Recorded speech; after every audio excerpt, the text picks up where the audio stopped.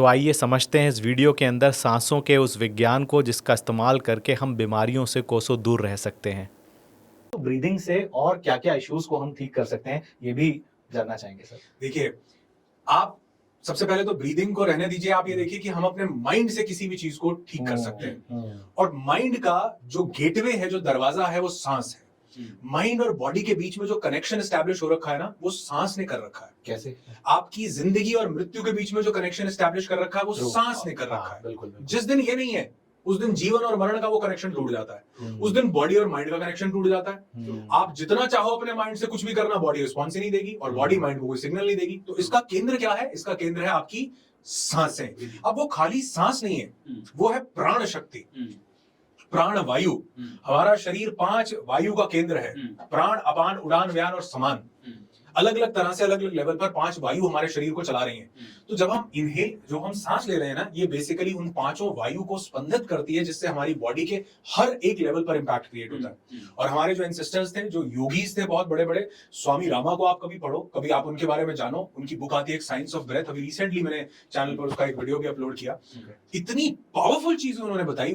वो स्वामी रामा एक ऐसे शख्स हुए कि वो अपने जितने भी इनवॉलंटरी एक्शंस थे बॉडी के ऑटोनॉमिक लेवल पर, उनको खुद से ऑल्टर कर सकते थे। वो वॉलंटरी हो जाते थे उनके लिए। जैसे वो अपने बीपी को खुद रेगुलेट कर लेते थे, अपने बॉडी के टेम्परेचर को कंट्रोल कर लेते थे, वो अपने हार्ट रेट को कम या ज्यादा कर लेते थे। इनफैक्ट वो अपने हार्ट रेट को रोक के डेथ की स्टेट में भी चले जाते थे। क्यों? क्योंकि उनको ये विज्ञान मालूम था कि हमारी सांसें कैसे काम कर रही हैं।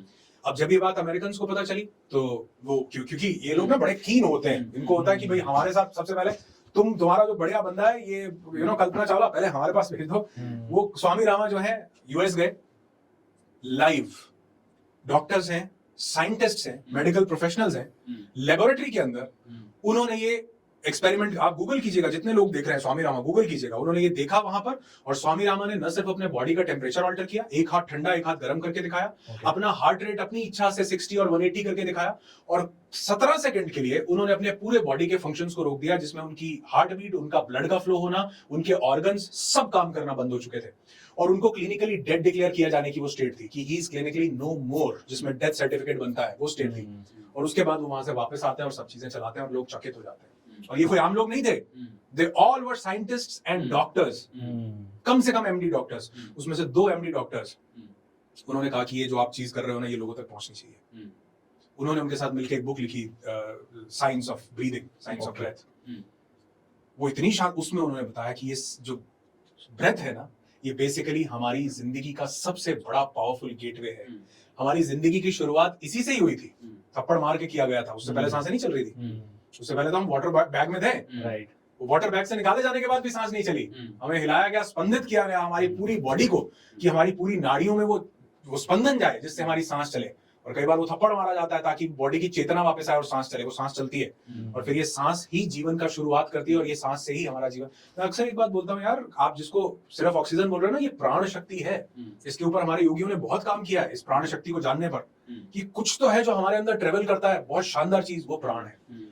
तो मुझे लगता है कि अगर इस प्राण शक्ति को, इस सांस को थोड़ा सा जाना जाए, तो ये आपकी जिंदगी में बहुत चेंजेस ला सकता है। कैसे हम पता कर सकते हैं कि हमारी ब्रीदिंग सही है कि गलत है? बिल्कुल अच्छी बात है, बहुत शानदार, अरे वाह क्या बात है। ये इंटेलिजेंट माइंड से क्वेश्चन निकल के आ सकता है कि हमारी ब्रीदिंग सही है, ये गलत है। सबसे पहली बात तो, जब ब्रीदिंग चल रही है तो इसका मतलब तो सब सही है। हाँ चल रहा है, ठीक है, चल रहा है। ब्रीदिंग सही है या गलत है, इसका सबसे पहला तरीका, जो सही ब्रीदिंग का पैटर्न है, जो हमारे योगियों ने हमें बताया, वो है डायाफ्रेगमेटिक ब्रीदिंग। यानी हमारी सांस हमारे पेट से चले, नाभि से चले, बेसिकली तो हमारे लंग्स में जा रही है, डीप ब्रीदिंग हो। अब ये, इसके लिए हमको ना कॉन्शियस होना पड़ता है, क्योंकि हमारे अनकॉन्शियस लेवल पे तो सांस यहाँ से छोटी सांस चल रही है, बहुत बेसिकली लंग्स में जा रही है, लेकिन वो इतनी छोटी है कि ऐसा लगता है गले से ही वापस चली गई। 1 सेकंड में इनहेल, 1 सेकंड में एक्सहेल, शॉर्ट ब्रीदिंग है बहुत ज्यादा। अब आपकी बॉडी जब तक ना साइंस कुछ चीजों को वैलिड नहीं कर लेती ना, तब तक हमें यकीन नहीं आता कि वाकई, क्योंकि वो एविडेंसेस के साथ कई चीज हमारे योगी बता रहे थे हजारों साल पहले से, लेकिन हमें इस चीज अभी, बल्कि मैं किसी के साथ शेयर कर रहा था पॉडकास्ट में, मजाक की बात थी, मेरे पास एक कैंडिडेट आए, बोले सर ये चैलेंज है ऐसे। मैंने बोला आपको ना एक छोटा सा काम करना है, आपको कार्डियक कोहेरेंस ब्रीदिंग करनी है और अल्टरनेट नेजल ब्रीदिंग करनी है। उसके बाद आप देखो 1 महीने बिल्कुल ठीक। बट अच्छा सर, बहुत शानदार सर, ये क्या कैसे करनी है सर, क्या बिल्कुल ठीक। मैंने कहा हाँ, क्या होता है? मैंने कहा अनुलोम विलोम। अच्छा, अनुलोम विलोम करना। मैं कार्डियक कोहेरेंस ब्रीदिंग बोल रहा हूँ तो लग रहा है अरे वाह यार बहुत बड़ा, पता नहीं क्या बताएगा बंदा। अनुलोम अच्छा, लेकिन ये इतनी पावरफुल चीज है सर, इतनी ज्यादा। तो सबसे पहली चीज तो सही ब्रीदिंग वो है जो आपकी नाभि से चले। साइंस आज हमको बता रहा है कि एक होता है सिंपैथेटिक नर्वस सिस्टम, एक होता है parasympathetic nervous system. Sympathetic nervous system always keeps you in fight and flight mode, agitation mode, stress के मोड में, कॉर्टिसोल, कुछ करना है दिखा। Parasympathetic nervous system keeps you calm, relaxed, chill, all is well चाचू। ब्रेन को signal देता है।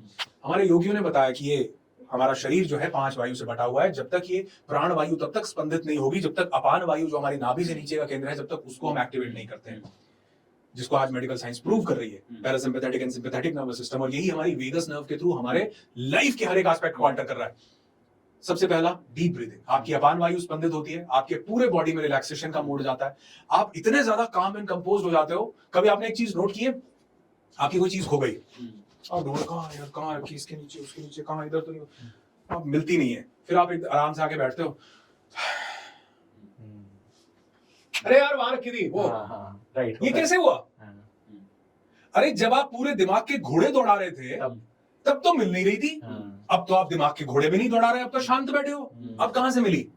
क्योंकि हर एक सवाल का जवाब कहीं ना कहीं आपके अंदर तो है।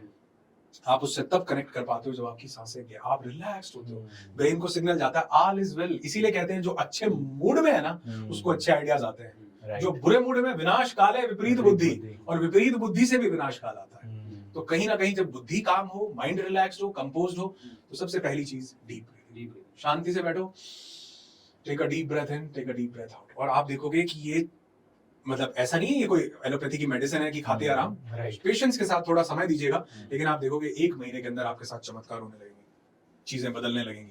तो ब्रीदिंग का बहुत रोल है। जैसे हम ब्रीदिंग की बात कर रहे हैं तो आपने बोला deep breathing, is it possible to do a deep breathing unconsciously?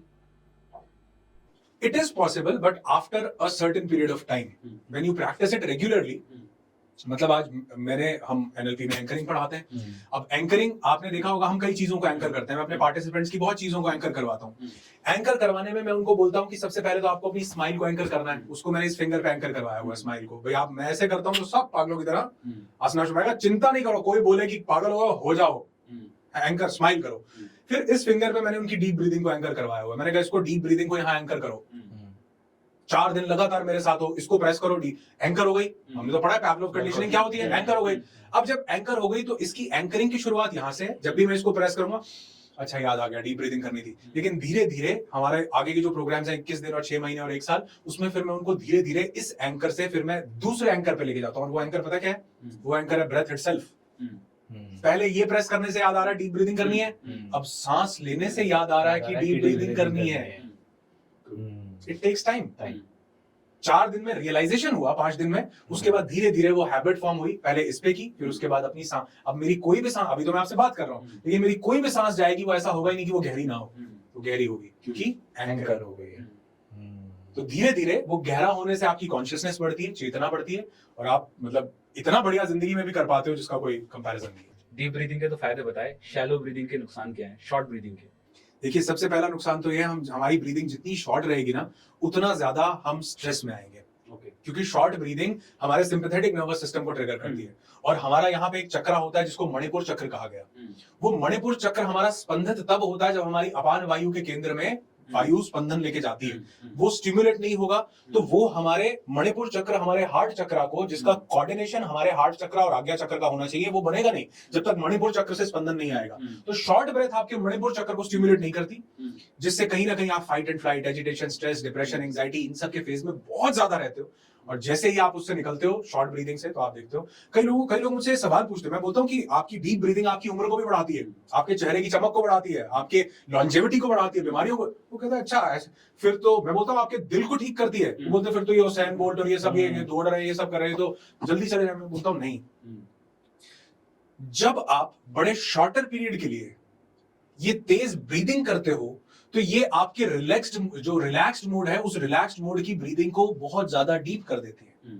जैसे अगर आप कुछ देर के लिए कार्डियो करो, एक्सरसाइज करो, जो लोग तेज भागते हैं, रनिंग करते हैं, उनका जो हार्ट रेट है वो हार्ट रेट एकदम से ऊपर चला जाता है। राइट या रॉन्ग? वो 140, 50, 60, 170 भी चला जाएगा। True. लेकिन जो कार्डियो कर रहा है, जिसका हार्ट रेट बढ़ रहा है, उसका रिलैक्स्ड मोड में लोअर जो रेस्टिंग हार्ट रेट है वो बहुत कम हो जाएगा। हमारे दिल की सेहत किस चीज पर डिपेंड करती है आप जानते हैं? कि हमारा रेस्टिंग हार्ट रेट कितना है। अगर आपका resting heart rate 100, resting heart rate मतलब जब हम रिलैक्स बैठे हैं, वी आर रिलैक्स्ड, ओके, इस टाइम पे हमारा जो heart हार्ट rate रेट कितना ठीक। होना चाहिए? ये होना चाहिए 70 से लेके 80 के आसपास। 60 से 80 आइडल है वैसे तो, कई लोग इसको 90 भी बोलते हैं, लेकिन 60 से 80 आपका relaxed heart rate, resting heart rate जितना लो होगा उतना आपके दिल को नुकसान कम होगा, उतना उसकी कम ताकत लगेगी ब्लड पंपिंग के लिए, उसको कभी हार्ट डिजीज नहीं होगी। अब वो रेस्टिंग हार्ट रेट जिसका आप खाली बैठे हो, अभी भी 100 चल रहा है, आप देखिए 110 चल रहा है, वो किसका चल रहा है? जिसने कार्डियो नहीं किया, जिसका कुछ टाइम के लिए हार्ट रेट बढ़ा नहीं। अब जो उसेन बोल्ट भाग रहा है ना, वो इतनी तेज भाग रहा है कि उसका हार्ट रेट बहुत जंप कर रहा है, तो उसका जो हमारा नॉर्मल आदमी का रेस्टिंग हार्ट रेट 80 होता है, उसेन बोल्ट जैसे एथलीट्स का पता है कितना होता है? 40। आम आदमी वहां पे आए तो वो खत्म हो जाए, लेकिन इतने पावरफुल एथलीट्स जो है, जिनका जो हार्ट रेट जब कार्डियो कर रहे हैं, एक्सरसाइज, जिनका हार्ट रेट बहुत ज्यादा ऊपर जाता है उस शॉर्टर पीरियड ऑफ टाइम के लिए, जिन्होंने प्रैक्टिस किया, वो रिलैक्स्ड हार्ट रेट में बहुत लोअर मोड पर आ जाएंगे। ठीक वैसे ही जिसने थोड़े टाइम के लिए बहुत तेज तेज ब्रेथ को प्रैक्टिस किया, उसकी सांसें कम नहीं हुई हैं, सही बात है। बल्कि वो जब रिलैक्स्ड मोड में आएगा तो उसकी सांसें और गहरी हो जाएंगी। इसीलिए हमने अपने प्राणों को नया आयाम देने के लिए प्राणायाम बनाए, है ना? हमने उज्जय किया, हमने उद्गीत किया, अपनी सांसों को तेज किया। क्यों? क्योंकि इतनी देर जब आप सांसों को स्पंदित करोगे, जब रिलैक्स्ड होगे, तो बहुत शानदार हो जाएगी। तो बड़ा पावरफुल विज्ञान है सांसों का, लेकिन हम, क्योंकि कई बार एक छोटी सी रील देख के हम लगता है कि हम पूरा का पूरा बुक जज कर लें, वो कई बार वो गलती हो जाती है हमसे भी। ऐसा नहीं है। तो सांसें बहुत जरूरी हैं। आप जितना ज्यादा प्राणायाम करेंगे उतना आपकी जो नॉर्मल ब्रीदिंग रेट है वो आपका डीप होने लगेगा, वो गहरी सांस जाने लगेगी। So deep